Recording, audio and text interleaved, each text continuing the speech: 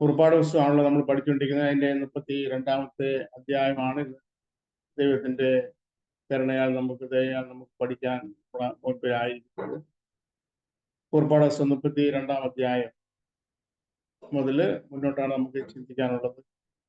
ഈ 32-ാം അധ്യായം തുടങ്ങുമ്പോൾ ഇതിന്റെ മുൻഭാഗം ദൈവം മോശയെ പർവ്വതത്തിലേക്ക് വിളിച്ചു. മോശ ദൈവത്തോടു കൂടെ ദൈവത്തിന്റെ അരുളപ്പാടുകൾ കേൾക്കേണ്ടതിന് ദൈവ സന്നിധിയിലായിരിക്കും. മോശയ്ക്ക് ദൈവ സമാധാന കൂടാരത്തിന്റെ മാതൃക കാണിച്ചു കൊടുത്തു. അതെങ്ങനെ നിർമ്മിക്കണമെന്നുള്ള അതിന്റെ കൃത്യമായ അളവും എല്ലാം ദൈവം പറഞ്ഞു കൊടുത്തു. മാത്രമല്ല ദൈവം കാണിച്ചു. നമ്മൾ മുന്നോട്ട് വായിക്കും. ഞാൻ നിനക്ക് പർവ്വതത്തിൽ വെച്ച് കാണിച്ച മാതൃക പ്രകാരം. അപ്പൊ പറഞ്ഞു കൊടുക്കുക മാത്രമല്ല, ദൈവം ഒരു മാതൃക കാണിച്ചു കൊടുത്തു. ആ മാതൃക പ്രകാരം ആയിരിക്കണം അതുണ്ടാക്കും. ദൈവം ഇന്ന് കർത്താവ് യേശു ക്രിസ്തുവിനെ നമ്മുടെ മുമ്പിൽ ഒരു മാതൃകയായി ദൈവം വെച്ചിരിക്കും. ആ മാതൃക പ്രകാരം തന്നെ ആയിരിക്കണം നമ്മുടെ ഈ ലോകത്തെ നടപ്പ് എന്നതിൻ്റെ ഒരു ദൃഷ്ടാന്തമായി നമുക്ക് ഇത് ജയിക്കാൻ കഴിയും. ഞാൻ നിന്നെ കാണിച്ച മാതൃക പ്രകാരം. ഈ സമാന കൂടാരം എന്ന് പറയുന്നത് ടാബർനക്കിൾ എന്ന് പറയുന്നത് കർത്താവ് യേശു ക്രിസ്തുവിന്റെ നിഴലിലാണെന്ന് നമ്മൾ കഴിഞ്ഞ ദിവസം ചിന്തിക്കുകയുണ്ടായി.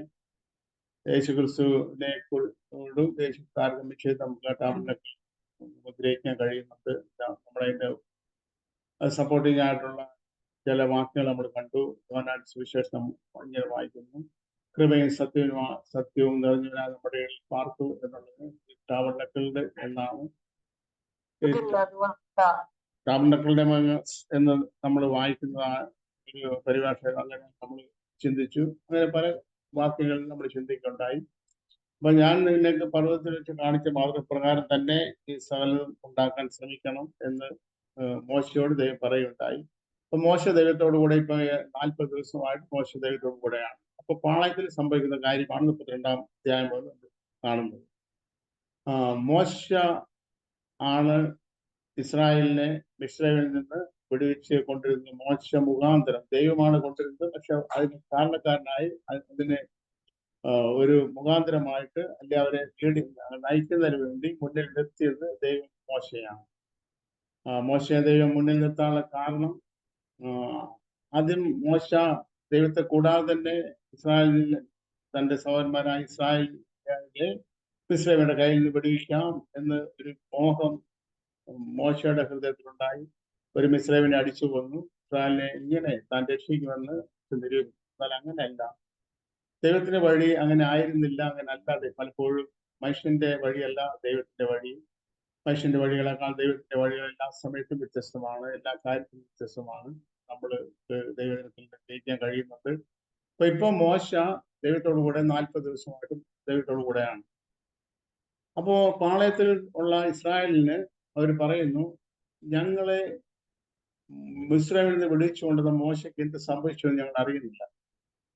32-ാം അധ്യായത്തിന്റെ 1-ാമത്തെ വാക്യം നാം ഇങ്ങനെ വായിക്കുന്നു: എന്നാൽ മോശ പർവ്വതത്തിൽ നിന്ന് ഇറങ്ങി വരുവാൻ താമസിക്കുന്നു എന്ന് ജനം കണ്ടപ്പോൾ. അപ്പൊ മോശ പർവ്വതത്തിൽ നിന്ന് ഇറങ്ങി വരുവാൻ താമസിക്കുന്നു എന്ന് ഇസ്രായേലിന് തോന്നുന്നു. ഇസ്രായേലിന് കണ്ടു. ഇസ്രായേലിന്റെ കണക്കില്, ഇസ്രായേലിന്റെ ചിന്തയില് മോശ വരാൻ താമസിക്കുന്നു. മോശയ്ക്ക് എന്ത് സംഭവിച്ചത് അറിയുന്നില്ല. മോശ വരാൻ താമസിക്കുന്നു. അപ്പം എത്ര ദിവസം കൊണ്ട് മോശ വരുമെന്നാണോ ഇവര് ധരിച്ചിരുന്നതെന്ന് എനിക്ക് അറിഞ്ഞുകൂടാ. നമുക്ക് അങ്ങനെ ഒരു ഗ്രാഹ്യം കിട്ടുന്നില്ല. എന്നാൽ ഇവിടെ ഒരു കാര്യം ഇവർ പറയുന്നത്, മോശ പർവ്വതത്തിൽ ഇറങ്ങി വരാൻ താമസിക്കുന്നു. അപ്പൊ അങ്ങനെ താമസിക്കുന്നു ഇവർക്ക് ചിന്ത വന്നു. അപ്പൊ പത്രോസ് തന്റെ ലേഖനത്തിൽ ഇങ്ങനെ എഴുതിയിട്ടിരിക്കുന്നു: ചിലർ താമസം എന്ന് വിചാരിക്കുന്ന പോലെ കർത്താവ് തന്റെ വാക്യത്തിൽ നിവർത്തിപ്പാൻ താമസിക്കുന്നില്ല. ദൈവത്തിന്റെ പ്രവൃത്തികൾ യാതൊരു പ്രവൃത്തിയും ഒരു സെക്കൻഡ് പോലും താമസിക്കുന്നില്ല. ഒരു കാരണവശാലും ഒരു നിമിഷം പോലും താമസിക്കത്തില്ല. നമ്മുടെ വെളിപ്പാട് പുസ്തകം വായിക്കുമ്പോൾ യൂഫ്രട്ടീസ് നദിയുടെ തീരത്ത് ബന്ധിച്ചിരിക്കുന്ന 4 ആത്മാക്കളെ കുറിച്ച് അവിടെ എഴുതി. അവിടെ പറഞ്ഞിരിക്കുന്നത് ഇന്ന ആണ്ട് മാസം തീയതി. അങ്ങനെ ഈ 4 യൂഫ്രട്ടീസ് നദിയുടെ തീരത്ത് ബന്ധിച്ചിരിക്കുന്ന 4 ആത്മാക്കളെയും അഴിച്ചുവിടാൻ വേണ്ടിയുള്ള ആത്മാക്കളാണ്. അതിനെ അവിടെ ബന്ധിച്ചിട്ടുണ്ട്. പക്ഷെ ആ ബന്ധനത്തിൽ നിന്ന് അതിനെ അഴിച്ചുവിടാൻ ദൈവം ഒരു കാലക്കണക്ക് നിശ്ചയിച്ചിട്ടുണ്ട്. ഇന്ന ആണ്ട്, മാസം, തീയതി, സമയം, അങ്ങനെ ദൈവത്തിന്റെ എല്ലാ പ്രവൃത്തികൾക്കും കൃത്യതയാണ്. ഈ കർത്താവ് യേശു ക്രിസ്തുവിനെ ദൈവം ഈ ഭൂമിയിൽ അയച്ചത് കാല സമ്പൂർണ്ണത വന്നപ്പോൾ എന്നാണ് ദൈവം കാണുന്നത്. അത് ദൈവത്തിന്റെ കണക്കിൽ എന്നാണോ യേശുവിനെ ഈ ഭൂമിയിലേക്ക് അയക്കാൻ ദൈവം വിചാരിച്ചത്, അത് കൃത്യമായ ഒരു കാലസംഖ്യ ഉണ്ട്. അന്ന് യേശുവിനെ ആ മനുഷ്യന്റെ രക്ഷയ്ക്ക് വേണ്ടി ദൈവം ഈ ഭൂമിയിലേക്ക് അയച്ചു. അപ്പോൾ ഇസ്രായേലോട് പറയുന്നത് മോശ വരാൻ താമസിക്കുന്നു. അങ്ങനെ താമസിക്കുന്നു എന്നും മോശ വരാൻ താമസിക്കുന്നു എന്ന് ഇസ്രായേലിന് തോന്നിയപ്പോൾ, ചിന്ത വന്നപ്പോൾ അവർ പറയുന്നത് ഞങ്ങളുടെ മുമ്പിൽ നടക്കാൻ ഞങ്ങൾക്കൊരു ദൈവത്തെ വേണം. ഞങ്ങൾ ഇത്രയും നാൾ മോശമാണ് നടത്തിയിരുന്നത്, പക്ഷെ ഞങ്ങൾക്ക് ഞങ്ങളുടെ മുമ്പിൽ നടക്കാൻ, ഞങ്ങളെ നടത്താൻ ഒരു ദൈവത്തെ വേണം. അങ്ങനെ മോശയുടെ വിടുവിച്ചു കൊണ്ടുവന്ന ഇസ്രായേൽ ജനം മോശയുടെ സഹോദരൻ അഹരോന്റെ അടുത്ത് നിന്നിട്ട് ഈ കാര്യം റിക്വസ്റ്റ് ചെയ്യുന്നു, അപേക്ഷിക്കുന്നു, പറയുന്നു, ഞങ്ങൾക്ക് മോശയ്ക്ക് എന്ത് സംഭവിച്ചു ഞങ്ങൾ അറിയുന്നില്ല, ഞങ്ങളുടെ മുമ്പിൽ നടക്കാൻ ഒരു ദൈവം വേണം. അഹരോൻ ചെയ്ത കാര്യം നമുക്കറിയാം. അവിടെ നിങ്ങളുടെ ഭാര്യമാരുടെയും പുത്രന്മാരുടെയും പുത്രിമാരുടെയും എല്ലാം കുണുക്കുകൾ പറിച്ചുകൊണ്ടുവരാൻ പറഞ്ഞു. അപ്പോ അതിൽ ഒരു കാര്യം, ഇസ്രായേലില് പുരുഷന്മാരും കാത് കുത്തിയിരുന്നു എന്നുള്ളൊരു കാര്യം നമുക്ക് അവിടെ ഗ്രഹിക്കാൻ കഴിയുന്നു. അവര് നിങ്ങളുടെ പുത്രന്മാരുടെയും നിങ്ങളുടെ ഭാര്യമാരുടെയും പുത്രിമാരുടെയും പുത്രന്മാരുടെയും കാതിലെ കുണുക്ക് കൊണ്ടുവരാൻ പറഞ്ഞു. അവർ കൊണ്ടുവന്നു. അവരാണത് അതുകൊണ്ട് ഒരു കാളക്കുട്ടിയെ ഉണ്ടാക്കി, സ്വർണം തീയിലിട്ട് ഉരുക്കി ഉളി കൊണ്ട് കൊത്തി അതിന്റെ രൂപ ഭംഗി വരുത്തി ഒരു കാളക്കുട്ടി ഉണ്ടാക്കി. കാളക്കുട്ടി ഉണ്ടാക്കിയിട്ട് അവരും പറയുന്ന കാര്യം നമുക്കറിയാം. ഇത് ആണ് നിങ്ങളെ മിസ്രൈമിൽ നിന്ന് പിടിച്ചു കൊണ്ടുവന്ന ദൈവം, ഈ കാളക്കുട്ടിയെ. ആ ഇസ്രായേൽ ജനം ആ കാളക്കുട്ടിയെ ദൈവമായിട്ട് ആദരിച്ചു. അതിന് മുമ്പിൽ അവര് യാഗങ്ങൾ നടത്തിയായിട്ട് നമുക്ക് കാണുന്നു. അവര് യാഗം കഴിച്ചു, സമാധാന യാഗം കഴിച്ചു, ബേണ്ട് ഓഫറിങ് കഴിച്ചു, ഇതെല്ലാം ഈ കാളക്കുട്ടി കഴിച്ചു. ഇന്നും ദൈവമല്ലാത്തതിനെ, അഥവാ മനുഷ്യന്റെ ചിന്തയിൽ, മനുഷ്യന്റെ മനസ്സിൽ ഉരുത്തിരിയുന്ന മനുഷ്യനിർമ്മിതമായ അനേക ദൈവങ്ങളല്ല, എന്നാൽ ദൈവം എന്ന നാമത്തിൽ ഈ ലോകമെമ്പാടും ആയിരക്കണക്കിന് ദൈവങ്ങളുള്ളതായിട്ട് നമുക്ക് അറിയാം. നമ്മുടെ നാട്ടിലും നമ്മുടെ ഭാരതത്തിലും എല്ലാ രാജ്യങ്ങളിലും അങ്ങനെ മനുഷ്യനിർമ്മിതമായ അനേക ദൈവങ്ങൾ. ഈ ദൈവത്തെ മനുഷ്യൻ നിർമ്മിക്കാൻ കഴിയുമെങ്കിൽ, അഥവാ മനുഷ്യനിർമ്മിതമായ ദൈവങ്ങളാണെങ്കിൽ, ആ ദൈവത്തെക്കാൾ ശക്തരും ആ ദൈവത്തെക്കാൾ ദൈവമായിട്ട് അംഗീകരിക്കാനും കഴിയേണ്ടത് ഈ ദൈവങ്ങളെ ഉണ്ടാക്കിയ മനുഷ്യൻ തന്നെയാണ്. അപ്പോ മോശ കാണാത്ത കൊണ്ട് അഹരോന്റെ അടുത്ത് ജനങ്ങൾ ചെന്ന് പറഞ്ഞു, അവര് ഒരു കാളക്കുട്ടി ഉണ്ടാക്കി, കാളക്കുട്ടിയാണ് ഈ നിങ്ങളെ മിസ്രൈമിൽ പിടിച്ചു കൊണ്ടുവന്ന ദൈവം എന്ന് പറഞ്ഞു. ആ കാളക്കുട്ടി യാഗം കഴിക്കാൻ കാളക്കുട്ടിയുടെ മുമ്പിൽ അവർ യാഗം കഴിച്ചു. ഈ യാഗം കഴിച്ച സമയത്തിന് ശേഷം 32-ാം അധ്യായത്തിന്റെ 15-ാമത്തെ വാക്യം നമ്മൾ വായിക്കുമ്പോൾ അവിടെ മോശ പർവ്വതത്തിൽ നിന്ന് ഇറങ്ങി വരുവാണ്. 32-ാം അധ്യായത്തിന്റെ 15-ാമത്തെ വാക്യം മുതൽ നമ്മൾ കാണും. മോശ പർവ്വതത്തിൽ നിന്ന് ഇറങ്ങി, മോശയുടെ കൂടെ യോശുവയാണ്. മോശയും യോശുവയും മറ്റ് മോശയുടെ കൂടെയുള്ള അവര് മോശ പർവ്വതത്തിൽ നിന്ന് ഇറങ്ങി പർവ്വതത്തിന്റെ അടിവാരത്ത് വന്നപ്പോൾ പാളയത്തിൽ വലിയൊരു ശബ്ദ കോലാഹലം കേട്ടു. അപ്പോ ഈ യോശുവ മോശയോട് പറയുന്നു, പാളയത്തിൽ യുദ്ധഘോഷം കേൾക്കും. അപ്പോ യോശുവയ്ക്ക് പാളയത്തിൽ കേട്ട ഈ ആരവാരം ഒരു യുദ്ധഘോഷമായിട്ടാണ് മനസ്സിലാക്കുന്നത്. എന്നാല് മോശ പറയുന്നു അത് യുദ്ധഘോഷമല്ല. യുദ്ധഘോഷമാണെങ്കിൽ യുദ്ധത്തിന് ഒന്നുകിൽ തോൽവി അല്ലെങ്കിൽ ജയം, ഇത് രണ്ടും ഏതെങ്കിലും ഒന്നുണ്ട്. മോശ പറയും, ഞാൻ കേൾക്കുന്നത് അത് യുദ്ധത്തില് തോറ്റ് പിന്മാരുടെ കരച്ചിലല്ല, യുദ്ധത്തിൽ ജയിച്ചവരുടെ ഘോഷവുമല്ല, ഇത് രണ്ടുമല്ല ഞാൻ കേൾക്കും, ഒരു ഗാനപ്രതിഗാനം. അപ്പൊ ഇന്നും ഇതിന്റെ നമുക്കൊരു കാര്യം ഗ്രഹിക്കാൻ കഴിയുന്നത്, ദൈവത്തോട് കൂടെ ആയിരുന്ന മോശയ്ക്ക് അറിയാം ഈ പാളയത്തിലുള്ള ഈ ആരവാരം എന്താണ് എന്നുള്ള വളരെ കൃത്യമായിട്ട് മോശം. എന്നാൽ യോശുവയ്ക്ക് അത്ര അറിയാം. ഇന്നും നമുക്കറിയാം പല ക്രിസ്തീയ കൂടിവരവുകളിലും ക്രിസ്തീയമെന്ന് പറയുന്ന കൂടിവരവുകൾ ഇങ്ങനെയുള്ള ഒരുപാട് ശബ്ദ കോലാഹലങ്ങൾ നമ്മൾ കേൾക്കുന്നു. അത് ദൈവത്തോട് കൂടെ വസിക്കുന്നവർ അല്ലെ ദൈവികമായ കാഴ്ചപ്പാടും വചനത്തിന്റെ പിൻബലത്തിലുള്ള അറിവും ദൈവത്തിന്റെ പരിശുദ്ധാത്മാവും ഉള്ളവർക്ക് ഗ്രഹിക്കാൻ കഴിയുന്നുണ്ട് എന്താണ് ഈ ബഹളം. യോശുവയ്ക്ക് അത്ര അറിയത്തില്ല. യോശുവ വിചാരിച്ചത് ഇത് യുദ്ധത്തിൽ ഏർപ്പെട്ടിരിക്കുന്നവരുടെ ബഹളമാണ്.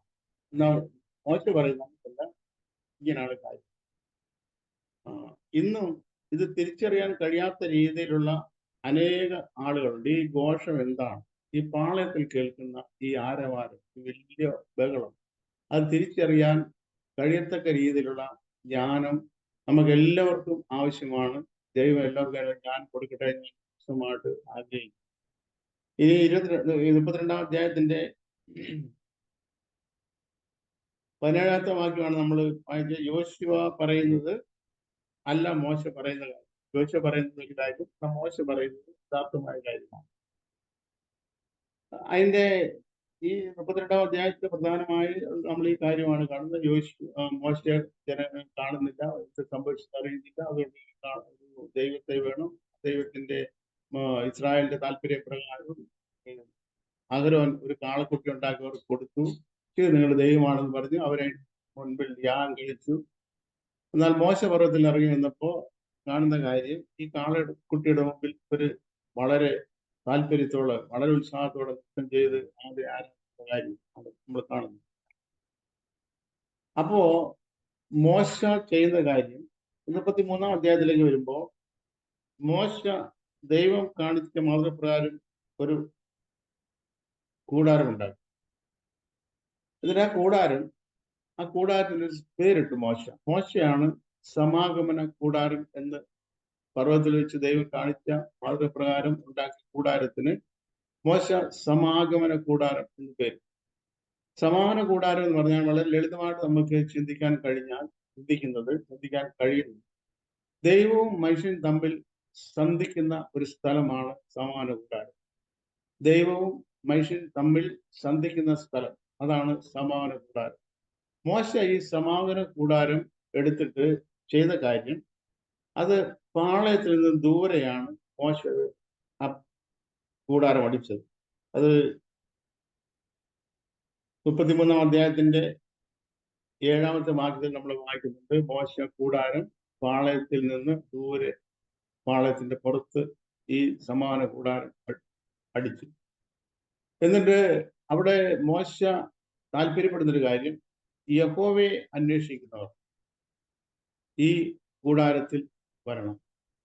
യഹോവ അന്വേഷിക്കുന്നവർ ഈ സമാഗമന കൂടാരത്തിൽ. മോശ പർവ്വതത്തിൽ നിന്ന് ഇറങ്ങി വന്നു. മോശയുടെ കൽപ്പന പ്രകാരം മോശ ഒരു ആഹ്വാനം, ദൈവത്തിന്റെ താല്പര്യപ്രകാരം മോശ ഒരു ആഹ്വാനം ചെയ്തു. ആഹ്വാനം ഇതാണ്: യഹോവയുടെ പക്ഷത്തുള്ളവർ മാറി നിൽക്കട്ടെ, തന്റെ അടുക്കൽ വരട്ടെ എന്ന് മോശ ഒരു ആഹ്വാനം ചെയ്തു. വാസ്തവത്തിൽ ഈ ആഹ്വാനം ദൈവത്തിന്റെ പക്ഷത്തുള്ളവർ ലേവ്യർ എന്റെ അടുക്കൽ വരട്ടെ അല്ല മോശ പറഞ്ഞത് ആർക്കും 12 ഗോത്രങ്ങൾക്കും വേണമെങ്കിൽ യഹോവയുടെ പക്ഷത്തേക്ക് മാറി നിൽക്കാമായിരുന്നു. എന്നാൽ അവിടെ മാറി നിന്നത് ലേവ്യരെ മാത്രമാണ് കാണുന്നത്. ബാക്കി 11 ഗോത്രങ്ങളും യഹോവയുടെ പക്ഷത്തേക്ക് മാറി നിന്നില്ല. ആ കോളിങ്ങിന് അവർ ചെവി കൊടുത്തില്ല. ഇന്നും ഈ ദൈവികമായ കാര്യങ്ങൾക്ക്, സത്യങ്ങൾക്ക്, അല്ലെങ്കിൽ സുവിശേഷത്തിന്, അല്ലെങ്കിൽ രക്ഷയുടെ മാർഗത്തിന് ചെവി കൊടുക്കുന്നവര് വളരെ വിരളമാണ്, വളരെ വളരെ കുറവാണ്. അന്ന് 12 ഗോത്രം ഉണ്ടായതിൽ ഒരു ഗോത്രം എന്ന് പോലെ തന്നെ വളരെ വിരളമായിട്ടുള്ള ആളുകൾ മാത്രമേ ഈ രക്ഷയ്ക്ക് ചെവി കൊടുക്കുന്നവർ, അതിന് മനസ്സ് വെക്കുന്നവരോട് താല്പര്യപ്പെടുന്നു.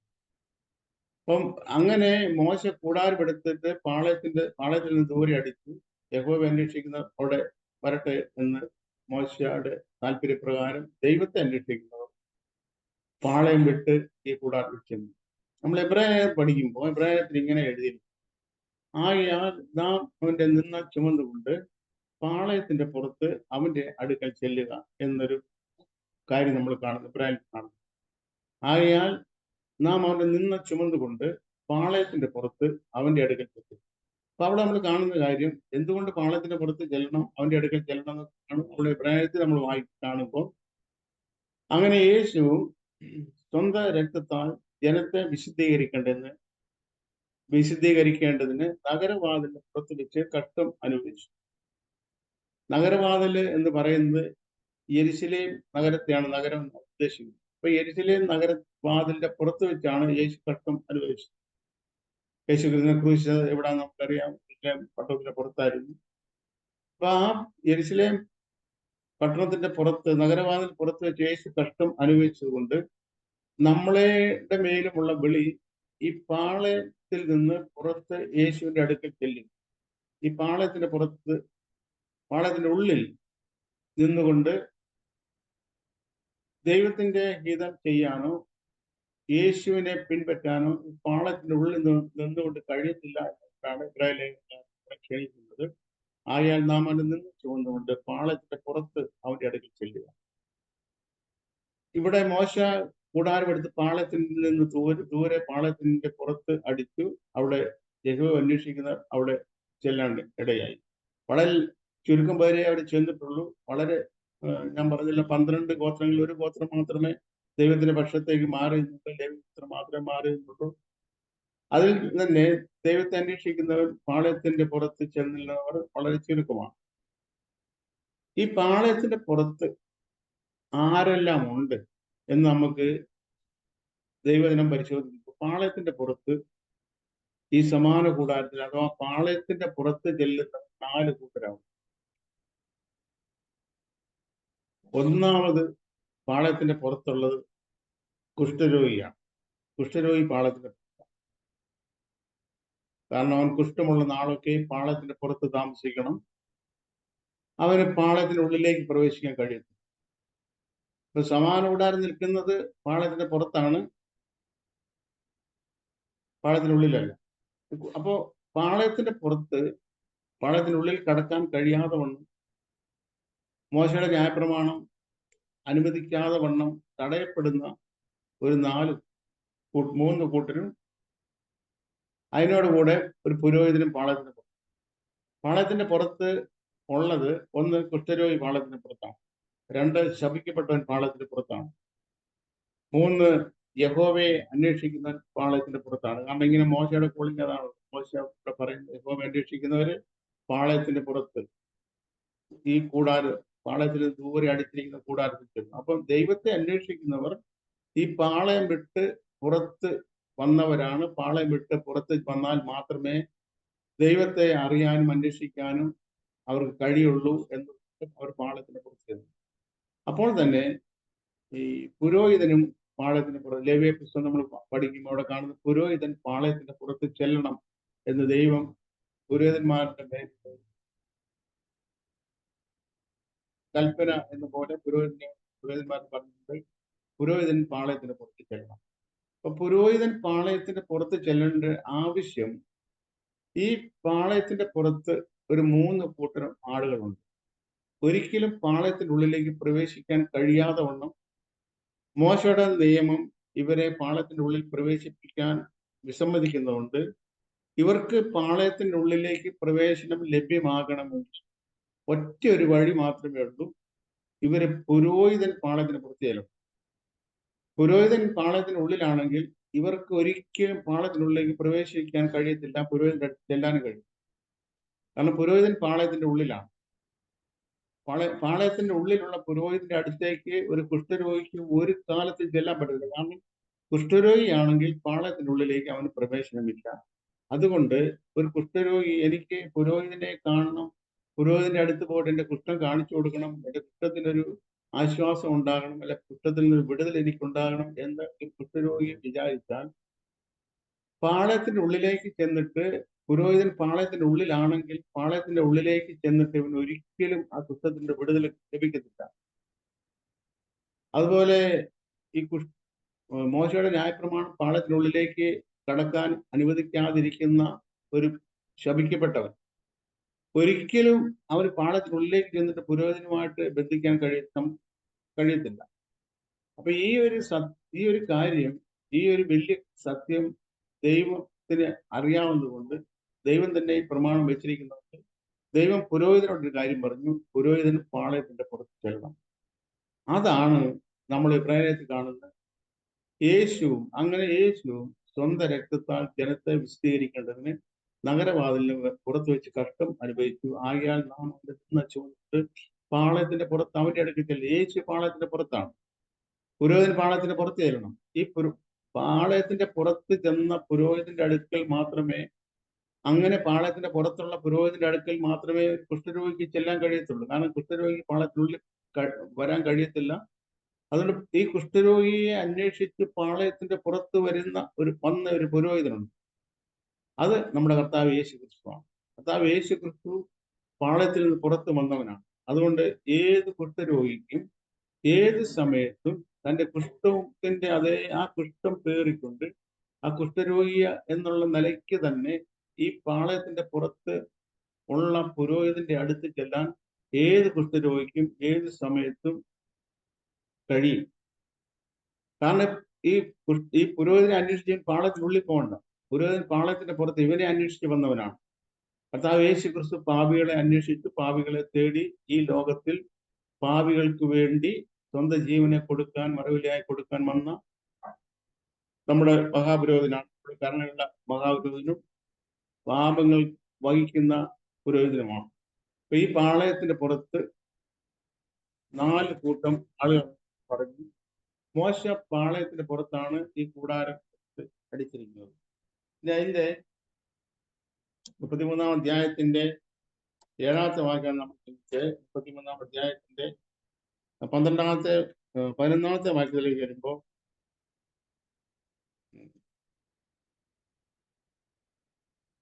മോശയോട് ദൈവം സംസാരിച്ചത് എങ്ങനെയാണെന്ന് ഇവിടെ എഴുതിയിരിക്കുന്നു. 15-ാമത്തെ അധ്യായം. മോശയോട് ദൈവം സംസാരിച്ചത് ഒരു സുഹൃത്ത്, ഒരു കൂട്ടുകാരൻ തന്റെ കൂട്ടുകാരനോട് സംസാരിക്കുന്ന പോലെ മോശയോട് ദൈവം അഭിമുഖമായി സംസാരിച്ച് നമ്മൾ കാണുന്നുണ്ട്. അതിന്റെ 11-ാമത്തെ അധ്യായത്തിന്റെ അവസാന ഭാഗം യോശുവ ചെയ്ത കാര്യം, യോശുവ ഈ കൂടാരത്തെ വിട്ടുപിരിയാതെ, യോശുവ ചെറുപ്പമാണ്,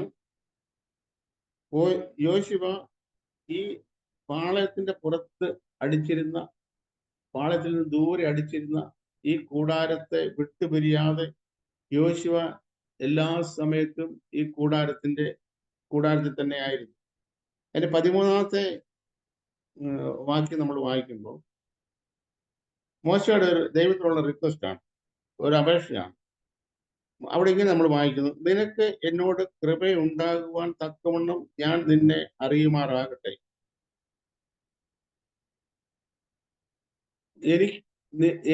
നിനക്ക് എന്നോട് കൃപയുണ്ടാകണം.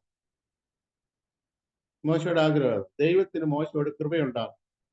അപ്പൊ ആ കൃപയുണ്ടാകുവാൻ തക്കവണ്ണം ദൈവത്തെ അറിയുവാൻ മോശയ്ക്ക് ദൈവം അനുവാദം കൊടുക്കും. കൃപയുണ്ടാകുവാൻ തക്കവണ്ണം ഞാൻ നിന്നെ അറിയുവാൻ മോശയ്ക്ക് ആഗ്രഹമുണ്ട്. ദൈവത്തിന്റെ കൃപ ലഭിക്കത്തക്ക വിധത്തിൽ ദൈവത്തെ അറിയുവാൻ മോശ ആഗ്രഹിച്ചു. മോശ ആഗ്രഹിച്ചതുകൊണ്ടല്ല ദൈവത്തിന് കൃപയുള്ളത്. നമ്മൾ യേശുക്രിസ്തുവിനെ കുറിച്ച് വായിക്കുന്ന കൃപയും സത്യവും നിറഞ്ഞവനായി നമ്മുടെ ഇടയിൽ പാർത്തു എന്നാണ് നമ്മൾ യോഹന്നാൻ സുവിശേഷത്തിൽ വായിക്കുന്നത്. അപ്പം ദൈവത്തിന് കൃപയുണ്ട്. ദൈവത്തിന് കൃപയും സത്യം നിറഞ്ഞവനാണ് യേശു. കൃപയുണ്ട്. ആ കൃപ മോശയ്ക്ക് ലഭിക്കണം, കൃപ ഉണ്ടാകണം എന്നുള്ളത് ദൈവത്തിന് പുതിയതായിട്ട് ഒരു കൃപ ഉണ്ടായിട്ട് മോശയ്ക്ക് കൃപ ലഭിക്കണമെന്നല്ല. നേരെ മറിച്ച് മോശയ്ക്ക് ഈ ദൈവത്തിന്റെ കൃപ ലഭിക്കത്തക്കവണ്ണം ദൈവത്തെ അറിയുവാൻ മോശയ്ക്ക് കഴിയണം. ദൈവത്തിന് കൃപയുണ്ട്, കൃപ മാത്രമേ ഉള്ളൂ, കൃപയാൽ നിറഞ്ഞവനാണ്. പക്ഷെ ഈ കൃപ മോശയ്ക്ക് ലഭിക്കണം. അങ്ങനെ ലഭിക്കണമെങ്കിൽ ദൈവം കൃപയുള്ളവനാണ് എന്നുള്ള ആ അറിവ് മോശയ്ക്ക് ലഭിക്കും. നമ്മുടെ സ്ഥിതി തന്നെയാണ്.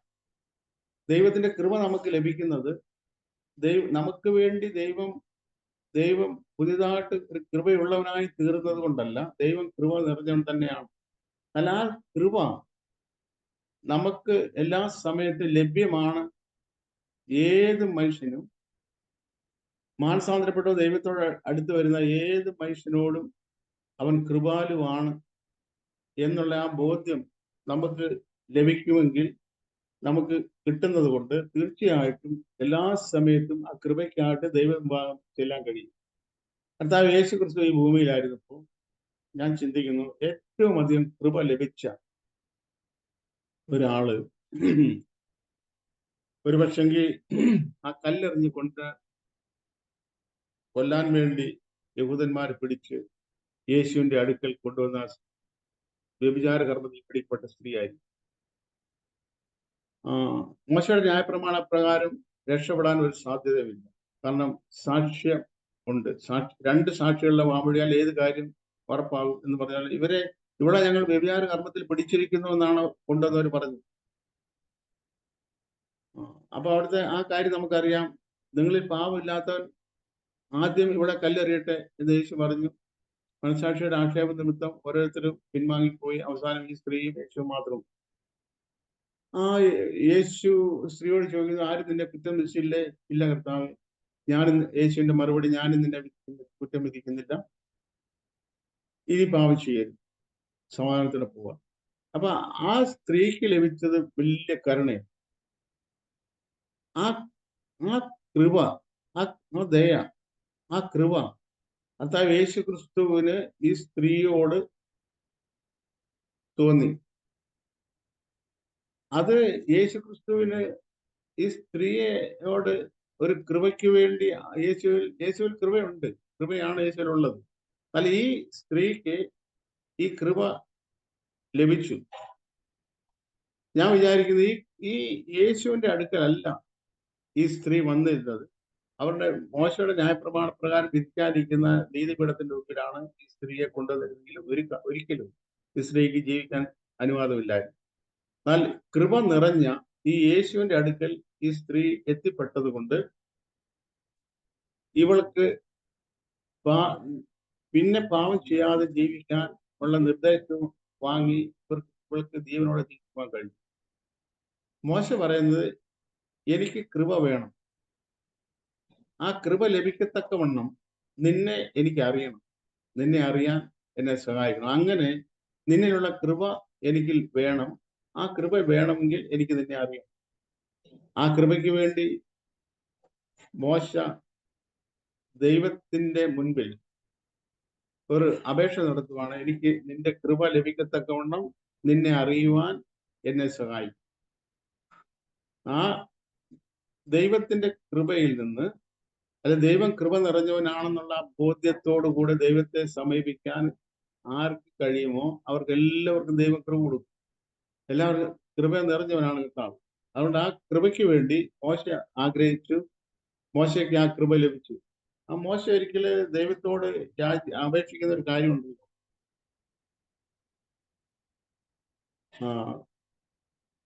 മോശ ദൈവത്തോട് ചോദിച്ചതാണ്, എനിക്ക് നിന്റെ ഗ്രേസ്, നിന്റെ ആ ഗ്രേസ് എനിക്ക് കാണണം, നിന്റെ മഹത്വം എനിക്ക് കാണണം, നിന്റെ ഗ്ലോറി എനിക്ക് കാണണം.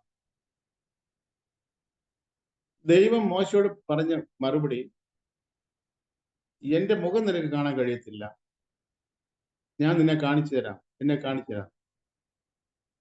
അത് പക്ഷെങ്കില് നിന്നെ ഞാൻ ഒരു പാറയുടെ പിളർപ്പിൽ നിർത്തും, എന്റെ കൈ കൊണ്ട് നിന്നെ ഞാൻ മറിക്കും. അങ്ങനെ മറിച്ചതിന് ശേഷം ഞാൻ കടന്നു പോകും. നിനക്ക് എന്റെ മുഖം കാണുന്നത്, എന്റെ മുഖം കണ്ടാൽ ഒരു മനുഷ്യൻ ജീവിച്ചിരിക്കത്തില്ല, നിനക്ക് എന്റെ പിൻഭാഗം കാണാം. അങ്ങനെ 33-ാം അധ്യായത്തിൽ നമ്മൾ അവിടെ കാണുന്നത്, 34-ാം അധ്യായത്തിലേക്ക് വരുമ്പോഴാണ് അവിടെ നമ്മൾ കാണുന്നത് ദൈവത്തിന്റെ ആ കൃപയും ദൈവത്തിന്റെ മഹത്വവും മോശ കാണുക. മോശ എങ്ങനെ കാണുന്ന? മോശ അവിടെ ദൈവം പറയുന്നു, യഹോവയായ ദൈവം കടന്നു പോവാണ്. അപ്പൊ വലിയൊരു ഘോഷം മോശയോടെ കേൾക്കുക. യഹോവയായ ദൈവം കരുണയും കൃപയും നിറഞ്ഞവൻ, മഹാദൈവം ദീർഘക്ഷമയുള്ളവൻ. അപ്പോ ദൈവത്തിന്റെ കൃപ മോശയ്ക്ക് ലഭിക്കാൻ തക്കവണ്ണം ദൈവം മോശയ്ക്ക് തന്നെ പരിചയപ്പെടുത്തുന്ന ഒരു കാര്യമാണ് അവിടെ നമ്മൾ കാണുന്നത്. യഹോവയായ ദൈവം കരുണയും കൃപയും നിറഞ്ഞവൻ. 54-ാം അധ്യായത്തിലാണ് നമ്മൾ കാണുന്നത്. 5-ാം വാക്യത്തിലാണ് കാണുന്നത്.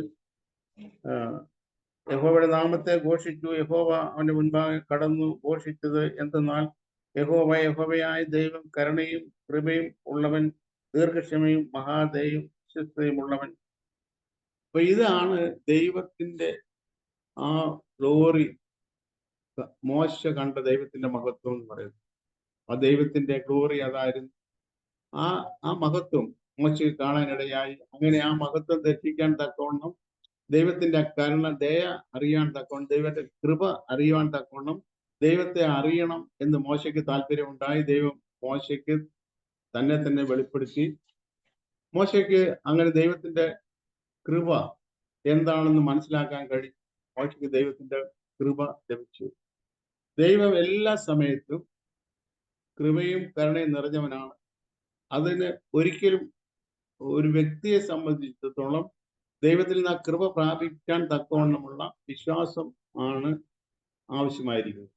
ദൈവം ഒരു വ്യക്തിക്ക് വേണ്ടി തന്റെ കൃപയുടെ അളവ് കൂട്ടുന്നില്ല, കുറയ്ക്കുന്നുമില്ല. എന്നാൽ അത് ലഭിക്കാൻ തക്കവണ്ണം ഉള്ള വിശ്വാസത്തോടുകൂടെ ആര് ദൈവത്തെ സന്ധിക്കുന്നു, ദൈവത്തിന്റെ മുൻപാകെ ആര് ചെന്ന് ആ കൃപയ്ക്ക് വേണ്ടി അപേക്ഷിക്കുന്നു, അവർക്കെല്ലാവർക്കും അവർ താഴ്മയുള്ളവരാണെങ്കിൽ ആ കൃപ ലഭിക്കും എന്ന് ദൈവത്തിന്റെ വചനത്തിൽ നമ്മൾ കാണുന്നത്.